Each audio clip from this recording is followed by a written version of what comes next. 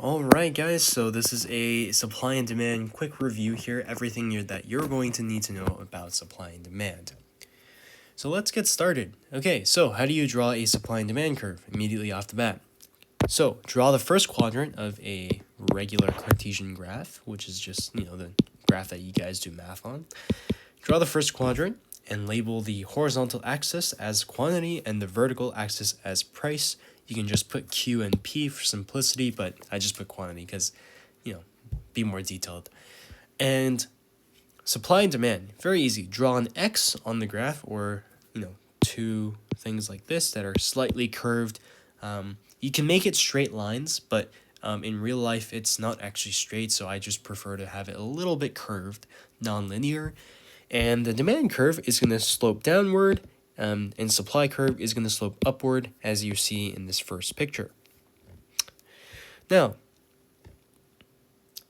label demand and supply using D and S. Remember, supply is the one that slopes up, and demand is the one that slopes down. And you have your equilibrium quantity, or equilibrium point, is basically where supply and demand intersect, so where the graphs intersect, and draw a dotted line to where, where the quantity and the prices are, and label it price equilibrium and quantity equilibrium. Okay? So PE and QE are good enough. Okay, so first, why are the curves slope in the way that they are? So why is demand sloped downward and why is supply sloped upward? First, demand is sloped downward because of the law of demand, which says as price increases, the quantity demand will decrease, and vice versa. As price decreases, quantity demanded will increase. So you can really see that here because, here the price is like super high, right? It's like $5 or whatever. Let's say this is $5. Well, people aren't going to want to buy as much, right? They're only going to want to buy like 10 units of whatever. But as you move down this curve, the price here is like $2. And this is, let's say 35 units. Okay, so the quantity demanded at a lower price is much higher, and as the curve goes on and on. So that basically is all you need to know about the law of demand. As price decreases, quantity demanded will increase, and that makes sense generally. Lower prices, right? People are gonna want to buy more. For supply, it's the opposite. Instead of there being an inverse relationship between price and quantity, there is a direct relationship where if prices go up, then the quantity supplied will go up. And this is actually incorrect here. This should be S. And why is that? Well, because suppliers make more profit if they sell each product at a higher price. Now, obviously, people aren't going to want to buy as much at higher prices, but they're still making more money. So generally, as suppliers, higher prices are more attractive for you to supply. And just a quick note on why demand curve is non-linear in real life. Instead of being this, it's more like this. This is because of the diminishing marginal utility. So diminishing marginal utility is what's really happening here. And you can kind of write this down. And all this is saying is, I always like to give this example. If you have, let's say you've been craving ice cream for a very long time. So you find an ice cream place and, you get your first ice cream and it tastes awesome. Oh my God, it's so sweet. It tastes amazing. You're living the dream. Okay, so you get another one after you finish your first one. Okay, so this one still tastes awesome. Not quite as satisfying as the previous one because that was the first one I had, but still kind of good. And then you have the third one, and then you have the fourth one, and let's say you even buy a fifth one. So by the fifth ice cream, you're kind of like, I'm getting a little bit full, a little tired of the taste of sweetness, too much sugar going in my body. The satisfaction you get from consuming another ice cream, it gets smaller and smaller. It gets less and less. You're not getting as satisfied as the first consumption, because the ice cream's not tasting as good by the fifth ice cream. You're getting kind of full, your stomach kind of hurts, diminishing marginal utility.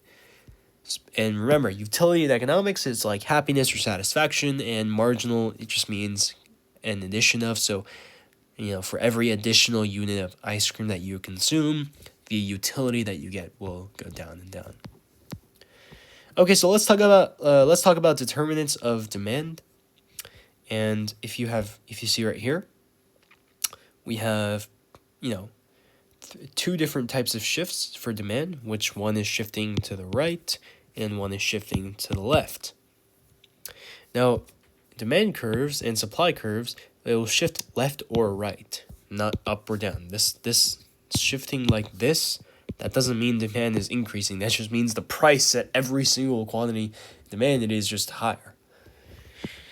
So, demand, if it shifts to the right, let's look at what happens to the equilibrium price. Because remember, equilibrium is when supply and demand intersect. It's when quantity demanded is equal to quantity supplied.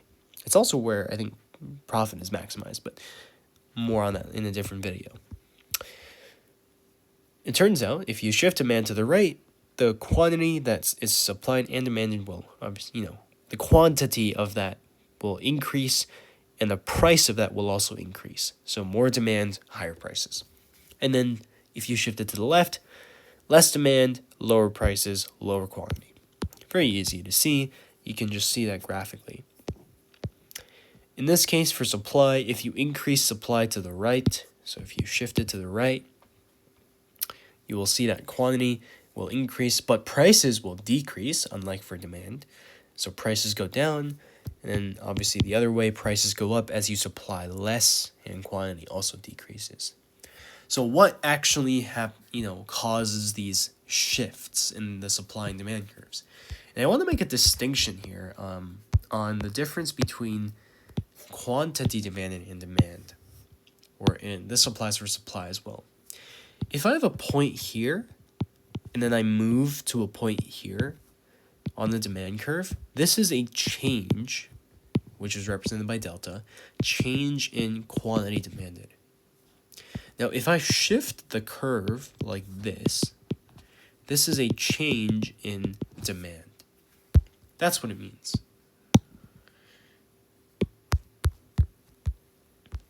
It means that every price, the demand of that product is increasing. And this applies exactly the same with supply.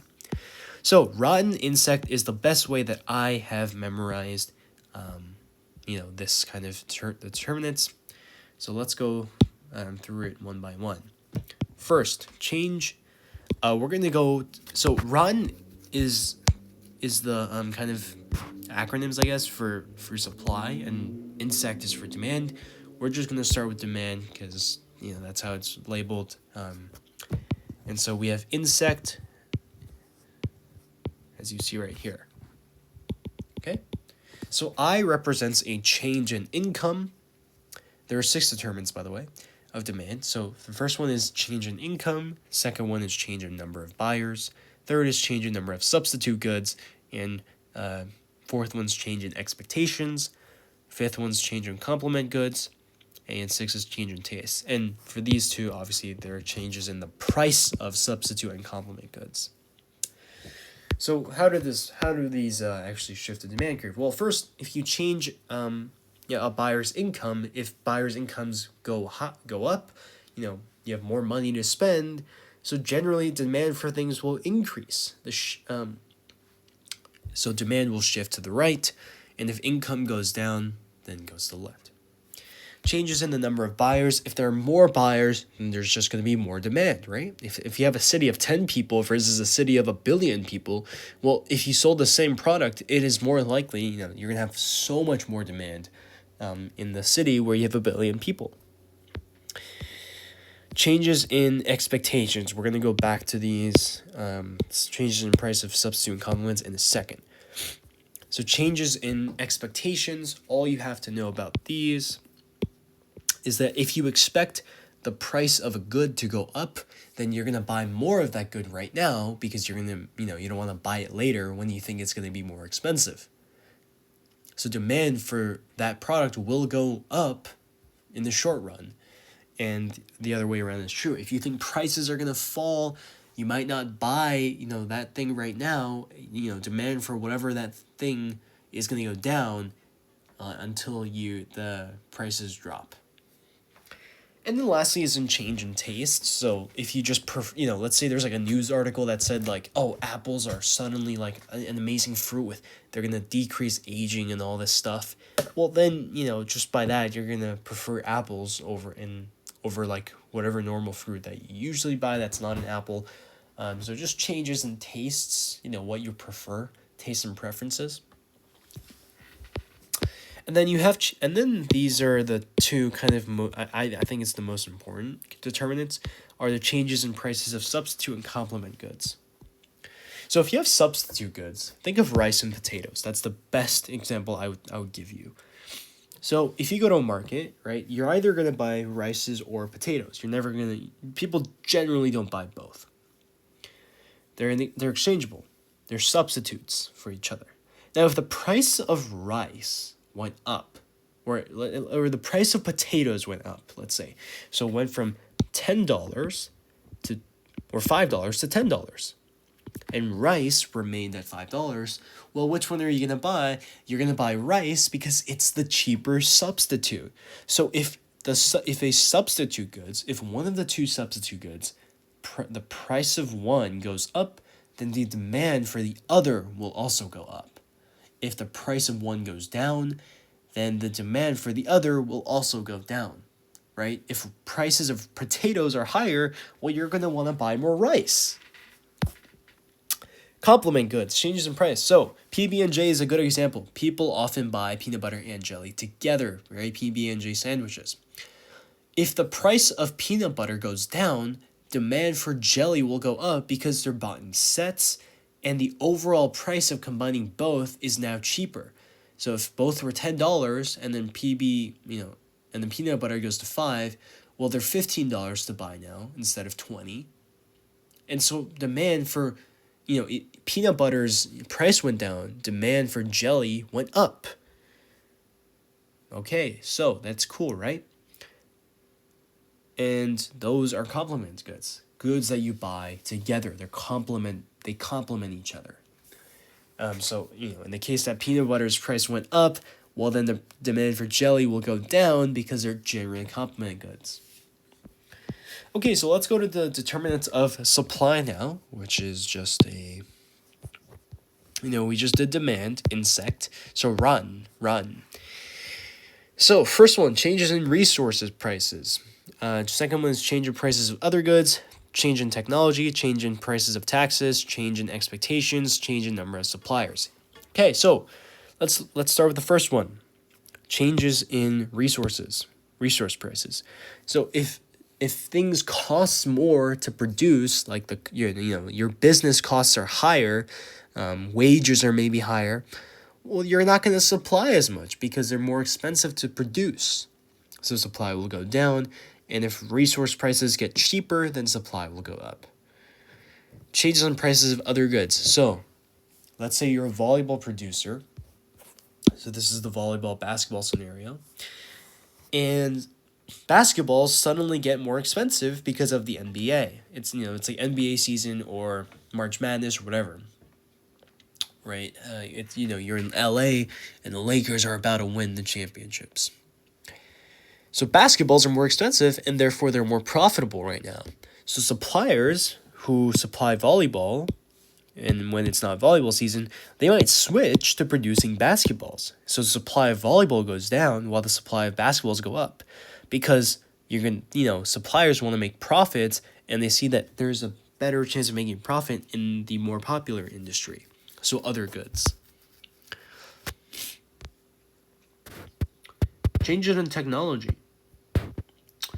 So technology, if things get more efficient, suppliers are going to produce more. If there's better machinery and capital that's going to be helping you produce at a better rate, at more efficient and lower costs, well, supply is going to go up.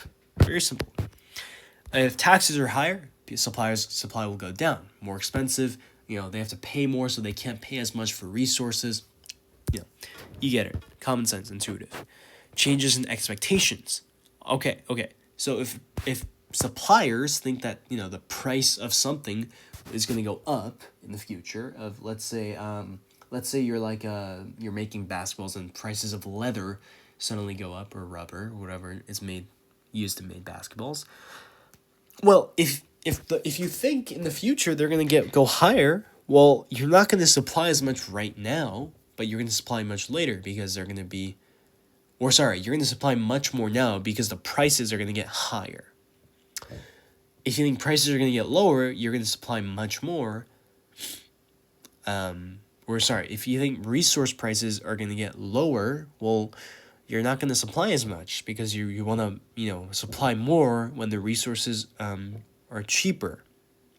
So, and then you have number of suppliers, which is just if there's more people supplying, supply goes up. If there's people that suddenly, migrate to a different country or stop supplying, there's less suppliers in the industry, supply goes down.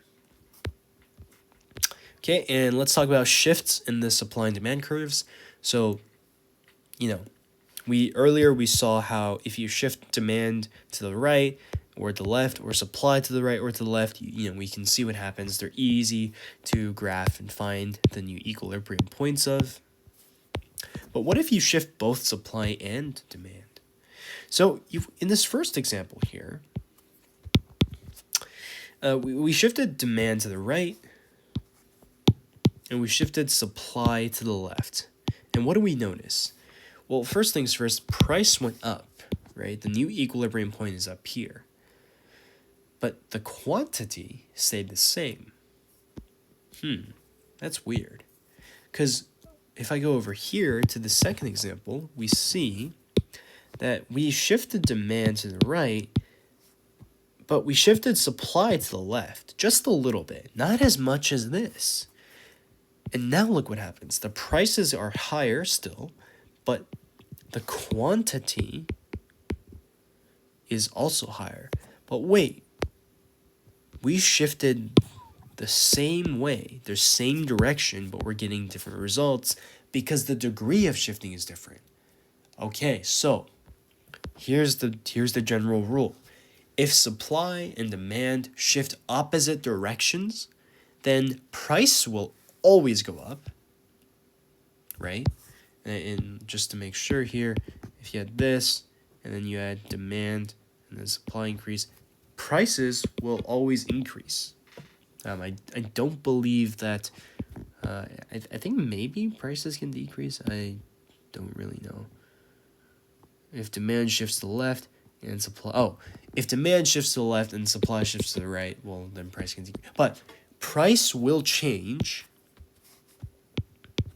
but quantity is indeterminate. So if you shift demand and supply in opposite directions, the price will change, but the quantity is indeterminate because that depends on the degree of change, and you're never going to know that in the AP test. Okay, now what if you change quantity and demand in the same direction? What if you shift both of them to the right? Well, in this case, quantity will always increase. Quantity is always going to increase. So in this case, if you shift both of them in the same direction, quantity can change, but price is indeterminate because you see here, price is the same. Price is literally the same. What the hell happened? We shifted both. So you see that the degree of shifting will matter in these cases when you shift both supply and demand. And in one of the two scenarios where either they shift in the same direction or they shift in opposite directions, one of price or quantity will be indeterminate. The last thing you really need to know here are the ideas of a price floor and a price ceiling. So we have the supply and demand curve with Econ, at equilibrium. And if you draw a price ceiling below the equilibrium price, now let's talk about what this is. A price ceiling is a price maximum. So let's say you have gas prices at $5.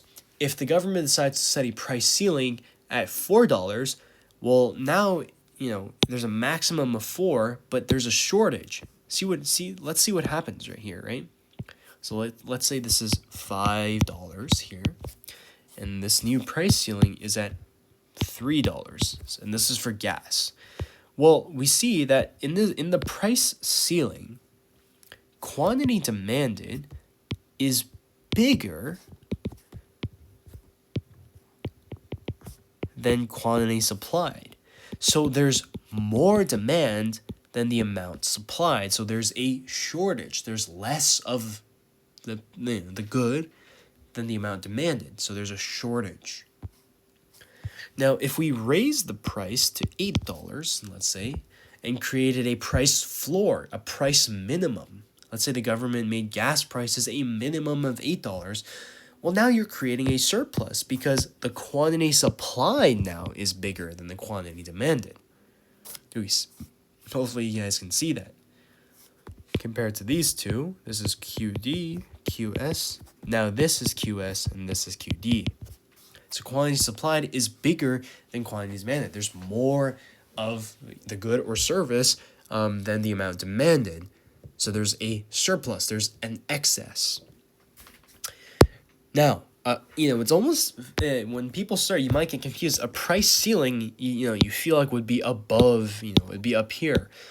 But think about why that's incorrect. If you had gas prices at $5 and you set a price ceiling of $8, well, you're not really creating anything meaningful because people, suppliers and demanders, they're just going to keep it at $5. It's at equilibrium. There's no reason to move it up because if suppliers decide to actually move up to the price ceiling, well, they're not going to make as much profit because, supplying, quantity supplied and quantity demanded, it's still this, it's remaining there. If suppliers suddenly raise the price for no reason, well, they're not going to make as much profit. So a price ceiling above equilibrium is useless in the same sense that a price floor below the equilibrium is useless as well. If rent, let's say, was like it was $1,000 for an apartment, and you made rent minimum of $500, well, that doesn't do anything. It was already at $1,000, so suppliers aren't going to make it cheaper. That's counterintuitive. So there you have it, guys. Price ceiling, price floor, and a price floor will always create a surplus, and a price ceiling will always create a shortage. Make sure you guys graph these scenarios all out during the test because that's the best way to visualize it, especially for when both demand and supply change. And thank you guys for watching.